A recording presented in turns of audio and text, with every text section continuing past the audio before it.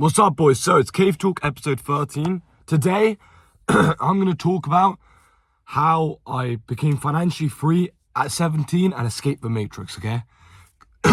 So, I'm going to give you my journey, right? I'm going to give you what I did bit by bit. I had to grab a pen and paper because I actually forgot exactly which order it was in and which business models I did because I tried loads and loads of different things.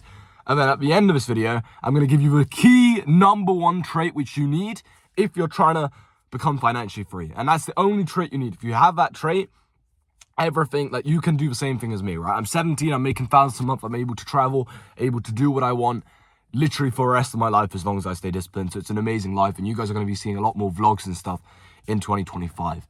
So here is the journey. So it started when I was literally 11 years old.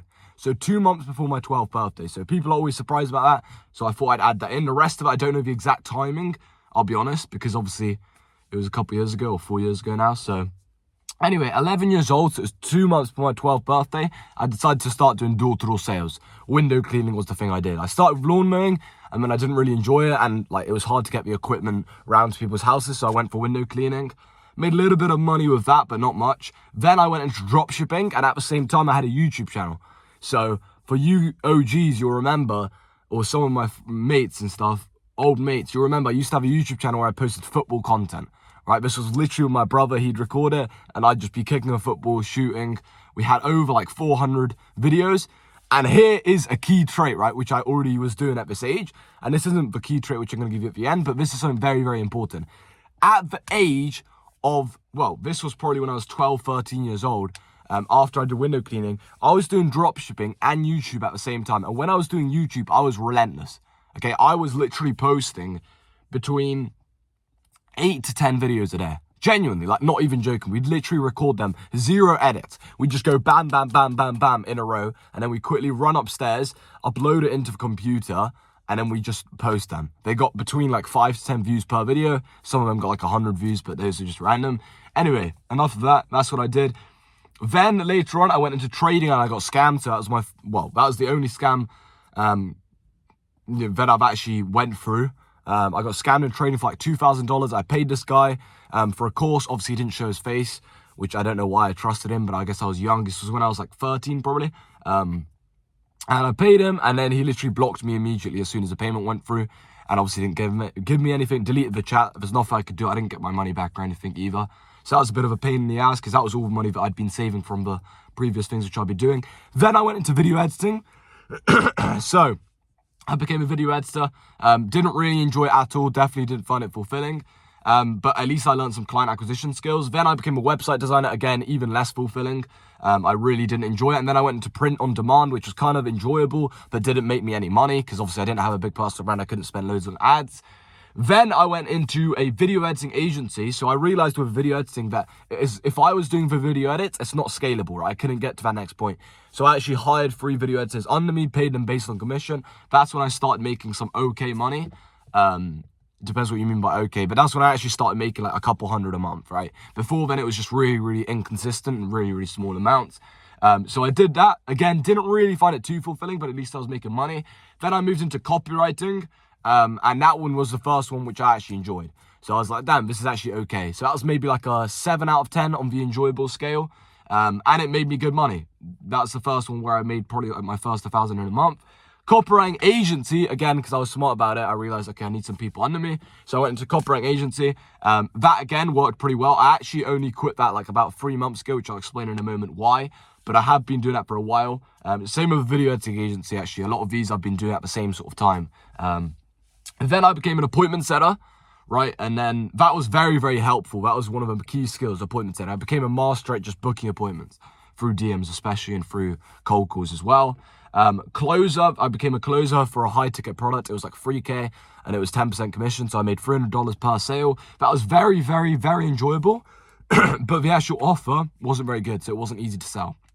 I still closed at a high close rate. Excuse me, I got a bit of a cold, but yeah, so that's what I did, close a high ticket. Then this was actually so random, I became a middleman hiring appointment setters, closers, and VAs. And this was what I did through Twitter. Again, you guys, OGs, will maybe remember I used to tweet about it a lot. Like, if you're a video editor, if you're an appointment setter, closer, or a virtual assistant, DM me, I got some offers available, and then I basically take a cut. So let's say I hired it doesn't matter, I don't need to explain how it works. But anyway, let's say an appointment setter came to me, they wanted a job.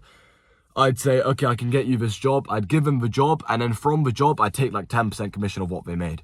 So that's kind of how that worked. Then I went back into copywriting, which I really, really enjoyed actually, just because I tried those things in between. And this was when it popped off, right? So by this point, we're on business model number 13. Number 13, this is when I actually started making like a couple thousand a month.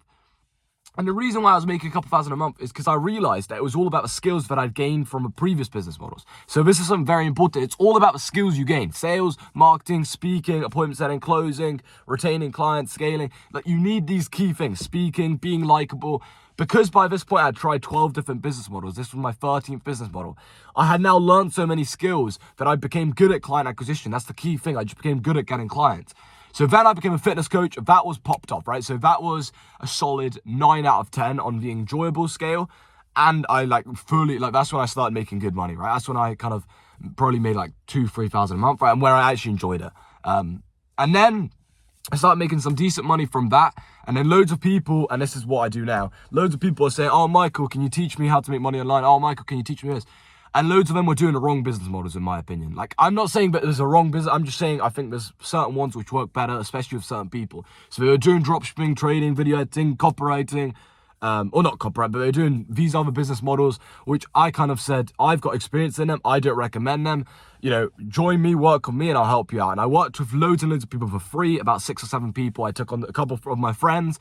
And then I also took on a couple of people who were messaging me through Instagram, because I'd obviously built up the personal brand by that point. So then I said, okay, yeah, I'll help you for free. I was starting to help them for free. And then my fitness coaching, was dying. So my fitness coach was doing downhill, because I was spending so much time helping people for free, where I had like 6 or 7 free clients. I'd be spending about an hour and a half per day on those clients. At the same time, I was obviously having school or college, depending on how old I was at this point. Probably I was like in college by this point. But I was doing that it was in college. This was about maybe 6 months ago, 6-7 months ago. So then I said, okay, let me help you guys out. But there is going to be a paywall, right? You have to pay, because I'm not a charity. So I do have to get paid out of this. And then people started paying me, and I started getting insane results. If you have a look on my Instagram, and again, I'm not pitching anything, I'm just telling you, every single client who I've worked with, and this, by the way, I started this coaching where I worked with people one-to-one and helped them start and scale their online businesses 3 months ago. So this is after...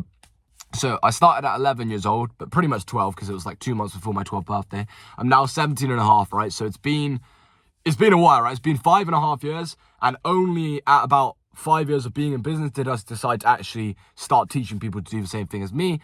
So yeah, definitely not one of these gurus who just pops off and then randomly starts. No, I've tried all the business models, man. I've got scammed. I've done this, I've done that. I've done every little bit in business. So, yeah, so now I change lives, right? That's a 10 out, in fact, not a 10 out of 10, it's an 11 out of 10 in enjoyment and fulfillment. And for the foreseeable future, that's what I'm going to be doing. I enjoy it the most. I think it's a very lean business model. I don't have to spend loads and loads of time. And it's just so fulfilling, man. Every single day I get text messages from people saying, you've changed my life. I've retired probably like 20 parents, right? Some of the guys have literally bought cars, right? I was able to buy my granddad a car through this business model. I'm able to travel, right? They're able to travel. Some of the guys were booking flights to Thailand together. It's just an amazing, very, very fulfilling job. And the first thing I do in the morning is in my gratitude journaling, I literally write down, I'm so blessed to make a living by changing lives. So this is something I can see myself doing for literally probably the rest of my life, but it'll probably change in the way I do it. So now I change lives. I literally get paid to change lives. So yeah, boys, that's about it, right? The only reason why I wanted to make this video was to kind of explain how I became financially free, and I guess word for word escaped the matrix, and how I've tried 15 different business models. So last note, boys, is the key trait you got to adapt is relentlessness. Okay, I didn't give up after 5 business models. I didn't give up after 6, 7, 8, 9, 10, 11. Imagine I had gave up after being a middleman, right? I tried the middleman, hiring appointment setters, closing VAs. Remember, by this point, I tried 12 different business models. None of them were very fulfilling at all, and they weren't making me great money. Imagine I gave up on that 12 business model. I never would have discovered copywriting again and like kind of got good at that. And I never would have discovered fitness coaching, which was the key like turning point. Imagine I just gave up that, but I never did. I never even had a temptation to give up. But I was giving so much time to all these different business models, and they weren't making me great money, right? And they weren't very enjoyable, but I just kept on going because I knew I'd find something and then I'd stick to it, right? And that's why I scaled so quickly with fitness coaching. That's why literally within a month, I made a couple thousand. And the reason I did, that's revenue, but the reason why I was able to do that was because, well, it was just because I'd learned so many skills from my previous business models, right? And I'd learned so much about, okay, how long does it take to stick to a business model? Okay, how much do I need to, as soon as I saw a little bit of results, as soon as I got my first client, I just kept on going. There was no option for me to give up. So if you're stuck in the trenches, boys, I understand like you could be 1 or 2 business models away from finding out one that really works for you, and then you just go all in, boys. And all you need is a little bit of results. You need a little bit of results and something you find fulfilling, and then you slam on the pedal, you keep on going. Obviously, it's not going to be easy, but it's pretty simple. Business is pretty damn simple. It's not easy, but it's pretty simple. You get clients, and that's it, man. So yeah, boys. Anyway, if you want to work with me one-to-one, tap the link in the description. If you want to join my free Telegram channel, over 600 voice notes for free, you can also tap the link in the description. And if you want to check out my Instagram, check out some of the results of the clients, potentially DM me or just give me a follow, whatever, it would be appreciated. Like, comment if you got any questions or if you want any help, and subscribe to the channel, boys. That's Cave Talk episode 13, and I'll catch you boys tomorrow.